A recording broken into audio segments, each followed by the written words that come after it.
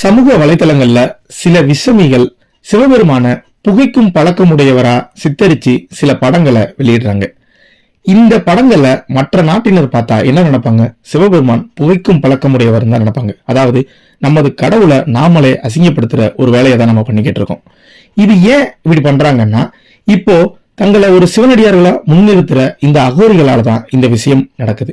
அவங்க அந்த புகைக்கும் பழக்கத்தை பின்பற்றி இருக்கிறதுனால சிவபெருமானையும் அவங்க புகைக்கும் பழக்கமுடையவர்னு சித்தரிச்சுக்கிறாங்க. ஆனா நீங்களே சொல்லுங்க, 63 நாயன்மார்கள் இருந்திருக்காங்க, 18 சித்தர்கள் இருந்திருக்காங்க, எல்லாருமே சிவத்தை தழுவுனவங்க தான், யாருமே புகைக்கும் பழக்கம் இல்லாதவங்க தான். அதே நேரத்துல எந்த இடத்துலயுமே சிவபெருமான் புகைக்கும் பழக்கம் உடையவர்னு எங்கேயும் சொல்லவே இல்லை. அப்போ இந்த விஷயத்த ஏன் மறுபடியும் பரப்புறாங்க?